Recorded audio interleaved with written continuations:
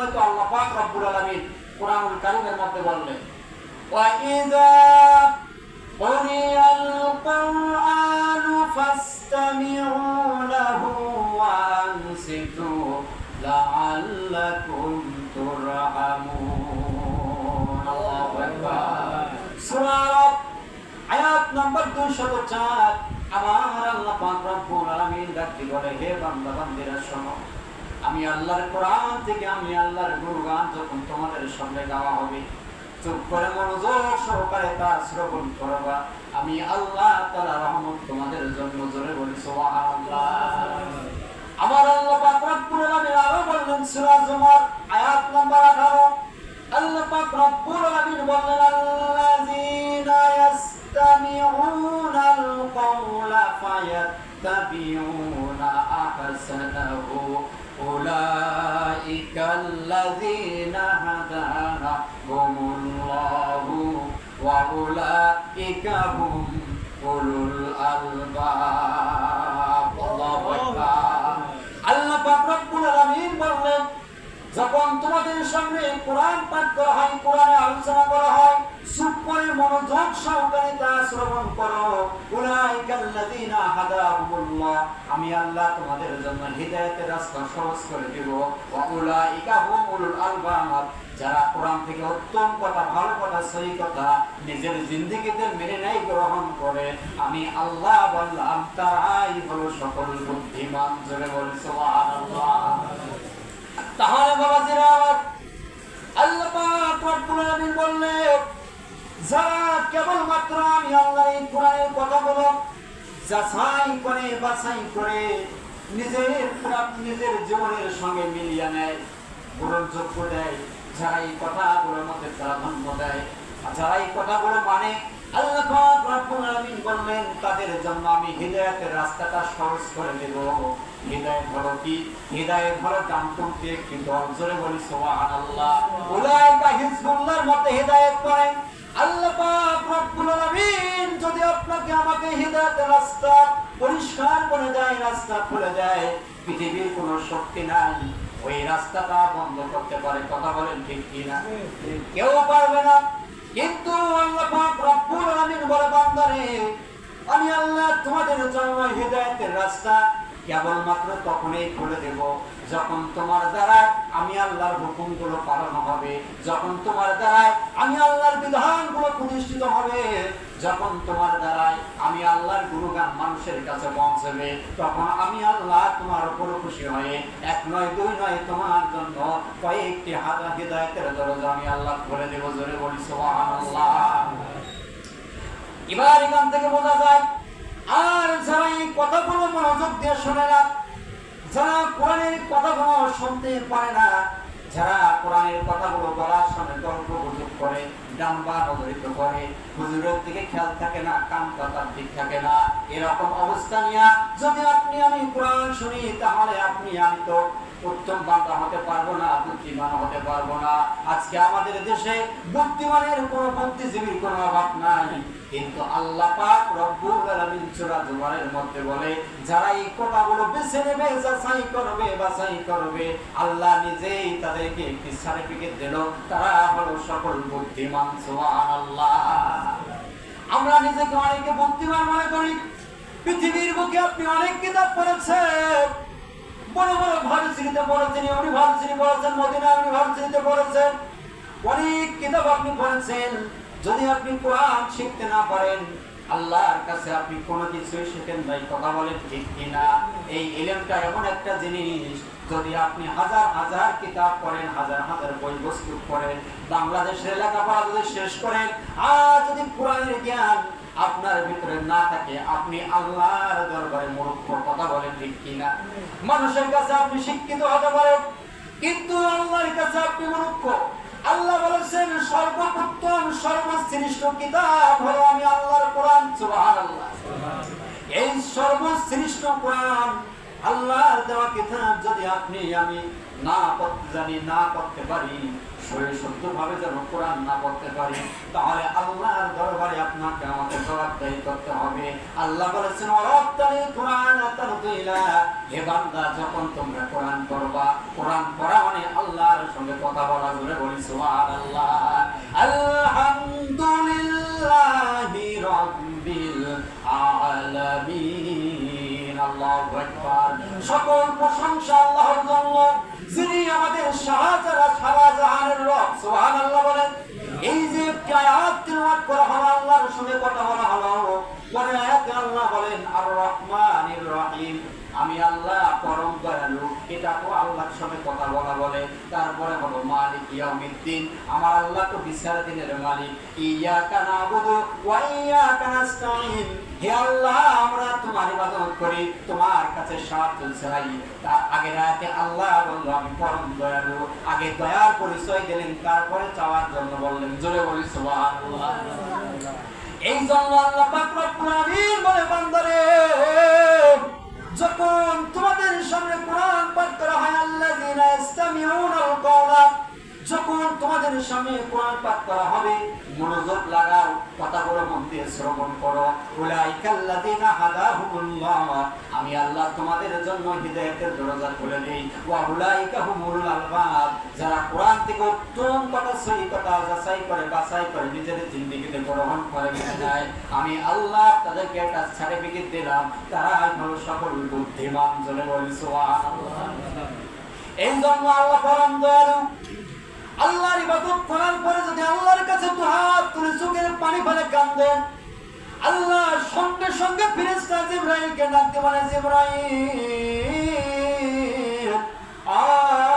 জিবরাইল আর করো না দেরি, চলে আসো তাড়াতাড়ি, আমার বান্দাদের তুমি অবস্থা দেখো, আমার বান্দাদের কাহিনী দেখো, আমার বান্দারা আমার ভক্ত কিরকম। জিবরাইল তুমি দেখো, আমার বান্দা দুনিয়ার কোন রাজার কাছে হাত তুললো না, কোন বাদশার কাছে হাত তুললো না, কোন ফকিরের কাছে হাত তুললো না, কোন টাকাওয়ালার কাছে হাত তুললো না, আমার বান্দা এতটাই মহব্বত করে আমি আল্লাহর কাছে হাত তুলে কাঁদে রে। এ জিবরাইল দেখ দেখ আমার বান্দা কি চায়, তার চোখের পানিটা নামার আগে দোয়া কবুল করে নি। সুবহানাল্লাহ। কিন্তু আজকে আমরা আল্লাহর কাছে নিতে পারি না। ইহদিনাস সিরাতাল মুস্তাকিম, পরে রাতে বলবো আল্লাহ বলে বান্দারে, আমরা আল্লাহকে বললাম আল্লাহ আপনি আমাদেরকে সোজা এবং সরল পথে চলার তৌফিক দান করুন। সুবহানাল্লাহ। এবার বলতে পারেন হুজুর সোজা পথ কোনটি? সোজা পথ হলো উলাইকা হিজবুল্লাহ, যেটা হলো জান্নাতি পথ, এটাই হবে সোজা পথ। আর বাঁকা পথ হলো উলাইকা হিজবুশ শয়তান, যারা শয়তানের আনুগত্য করে, এটাই হলো বাঁকা পথ। কথা বলেন ঠিক কিনা? তাহলে আল্লাহ প্রত্যেকের সকল প্রশংসার পরিচয় দিলেন, তারপরে রহমতের পরিচয় দিলেন, বিচার দিবসের পরিচয় দিলেন, তারপরে সোজা পথ চলার জন্য তার কাছে পরিচয় নেওয়া হলো। তাহলে দেখেন আমার আল্লাহ এই ছোট্ট একটি সূরা ফাতিহার মধ্যে কতটা পরিচয় দিয়েছে। এবং আল্লাহ বলেছেন যদি আমার পরিচয় নিতে চাও সূরা ইখলাস খুলে দেখেন, আল্লাহর পরিচয় আল্লাহ দিয়ে বলল কুল হুয়াল্লাহু আহাদ আল্লাহুস সামাদ লাম ইয়ালিদ ওয়া লাম ইউলাদ ওয়া লাম ইয়াকুল লাহু কুফুয়ান আহাদ। আল্লাহু আকবার। কুল হুয়াল্লাহু আহাদ, আল্লাহ নিজে বলো আমি আল্লাহ এক, আল্লাহর কোনো শরীক নাই, আল্লাহর সঙ্গে শরীক করা যাবে না। আল্লাহ নিজেই পরিচয় দিয়ে বলো আমি আল্লাহ এক। আল্লাহুস সামাদ, আমি অভাব শূন্য, আমার কোনো অভাব নাই। লাম ইয়ালিদ ওয়া লাম ইউলাদ, আমি কাউকে জন্ম দেই নাই, আমাকেও জন্ম দেওয়া হয় নাই, সৃষ্টি করেছি কিন্তু জন্ম দেই নাই। ওয়া লাম ইয়াকুল লাহু কুফুয়ান আহাদ, আর আমার সমতুল্য পৃথিবীর বুকে আর কেউ নাই। জোরে বলি সুবহানাল্লাহ। আল্লাহর পরিচয় ছোট্ট একটি সূরার মধ্যে পাওয়া যায়। এখান থেকে আল্লাহ পরিষ্কার করে জানে দেয়। এই জন্য তো আল্লাহ বলেছেন ওয়া কাদা রাব্বুকা আল্লা তা'বুদু ইল্লা ইয়্যাহু ওয়া বিল ওয়ালিদাইনি ইহসানা। আল্লাহু আকবার। আল্লাহ বলে বান্দারে আমার সঙ্গে কাউকে শরীক করা যাবে না, আমি আল্লাহর ইবাদতের পরে, আমি আল্লাহর গোলামি করার পরে যদি কারো তুমি শরীক করো, কারো ভালোবাসো, কাউকে পছন্দ করো, সেই লোকটা হলো তোমার মা এবং বাবা। চলে বলি সুবহানাল্লাহ। সেটা আল্লাহর ইবাদতের পরে, আল্লাহর গোলামি করার পরে আল্লাহর সঙ্গে শিরক করা যাবে না, কারণ ইন্নাশ শিরকা লাযুলমুন আযীম। কিয়ামতের দিন শিরক ভীষণ অন্ধকার হয়ে চতুর্দিকে ঘেরাও করবে, ঘেরাও করবে। বান্দাগুলো বলবে, আল্লাহ আলো কোথায় চলে গেল, আলো কোথায় চলে গেল, কিসের অন্ধকার আসলো। এবার জিবরাইল জানিয়ে দেবে, ফেরেশতা, হে বান্দা, দুনিয়ার বুকে তোমরা আল্লাহর সঙ্গে তোমার বাবাকে স্মরণ করেছো, আল্লাহর সঙ্গে অনেকে অনুসরণ করেছো, আল্লাহর সঙ্গে অনেককে তোমরা একসঙ্গে মিলাইছো, আল্লাহর উপর থেকে তাকে বেশি বড় মনে করেছো। এই শিরক তোমরা করেছো, শিরকের গুনাহ তো আমার আল্লাহ মাফ করে না। এই গুনাহ করার কারণে আজকে এই শিরকটা অন্ধকার হয়ে চতুর্দিকে তোমাকে ঘেরাও করবে বান্দা। এখন তোমার বাঁচার কোনো উপায় নাই, তোমার জন্য জাহান্নাম। জোরে বলি নাউজুবিল্লাহ। এই জন্য আল্লাহর সঙ্গে শিরক করা যাবে না। আল্লাহ পাক রব্বুল আলামিন বললেন, তোমরা আসমানের দিকে তাকিয়ে দেখো বান্দা, সাতটা আসমান আমি পৃথিবীর মুখে দিয়েছি। এক একটা আসমানের দিকে তোমরা তাকিয়ে দেখো, এক একটা মেঘের রং কালো, আবার কোনো মেঘের রং সাদা, আবার কোনো মেঘের রং হয় হলুদ। এক এক কালার, একটা আসমানের মধ্যে কয়েক কালার মেঘ আমার আল্লাহ দিয়েছে। এক একটা মেঘের গুণগান এক এক রকম। জোরে বলি সুবহানাল্লাহ। আল্লাহ পাক রব্বুল আলামিন বলেন, ওই যে সাদা মেঘ তুমি দেখো, ওই মেঘটা হলো আমি আল্লাহ এই পৃথিবীর বুকে আলোর জন্য তৈরি করেছি। সুবহানাল্লাহ। আর ওই যে কালো মেঘ তুমি দেখো, ওই কালো মেঘটা পৃথিবীর বুকে রহমতের বর্ষণ বৃষ্টি দেওয়ার জন্য সৃষ্টি করেছি। সুবহানাল্লাহ। তাহলে দেখেন, সাতটা আসমানের মধ্যে আমার আল্লাহ যে কিছু দিয়েছে, এরও কিছু গুণগুণ পৃথিবীর বুকে আছে। এবং মাটির দিকে আল্লাহ তাকাতে বলল, জমিনের দিকে তাকিয়ে দেখো, বিশাল বড় বড় সাগর, বিশাল বড় বড় সমুদ্র আছে, যার দিকে একবার দাঁড়াইলে কলিজার মধ্যে পানি থাকে না। চোখ যতদূর চলে যায় নদীর ঢেউ শুধু দেখা যায়। কথা বলেন ঠিক কিনা? কক্সবাজার উঠিয়াতে যদি আপনি ঘুরতে যান, মনে করবেন আমি মনে হয় অন্য জগতে চলে আসছি। তাহলে দেখেন আল্লাহ পাক রব্বুল আলামিন জানিয়ে দেয়, হে বান্দা, পৃথিবীর বুকে এমন এমন প্রাণী আমি তৈরি করেছি, যার খাবার পৃথিবীর কোনো মানুষ দিতে পারবে না। জোরে বলি সুবহানাল্লাহ। একজন বিজ্ঞানী সাগরের একটা তিমি মাছকে খাওয়ার জন্য দিয়েছিল, কয়েক টন খাবার দিয়েছিল। ওই মাছটা পান করার পরে পরীক্ষা করে দেখে তার পেটের 3 ভাগের 1 ভাগ পেট এখনো তার ভরে নাই। সুবহানাল্লাহ। তাহলে আমার আল্লাহ এমন দয়াময়, এমন রিজিক দাতা, পানির মধ্যে এমন একটি রিজিক তাদের দিয়েছে, তারা সকালবেলা আল্লাহর জিকির করার পরে নদীর মধ্যে ছড়িয়ে যায়। আর যখন সন্ধ্যা বাজে আসে, তারা আবার আল্লাহর জিকির করে তারা ঘুমানোর জন্য চলে যায়। এমন এমন প্রাণী আল্লাহ জমিনে দিয়েছে, আবার আসমানে দিয়েছে। এই জন্য আল্লাহ বলে, ওয়াস-সামাওয়াতি ওয়াল আর, হে বান্দা, আমি জমিনে এবং আসমানে যা কিছু দিয়েছি, একটি জিনিসও আমি বলে দিতে দেই না। জোরে বলি সুবহানাল্লাহ। তাহলে আল্লাহর পরিচয় কান থেকে পাওয়া যায়।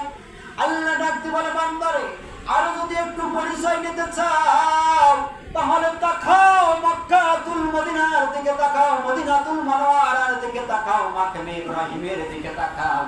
আমি আল্লাহ কত সুন্দর একটি মধুময় জায়গা দিয়েছি, যেখানে যাওয়ার পরে মানুষ বাড়ির কথা ভুলে যায়, তখন আল্লাহর ইবাদত ছাড়া তার মনে কোনো ভাবনাই আসে না। জোরে বলি সুবহানাল্লাহ।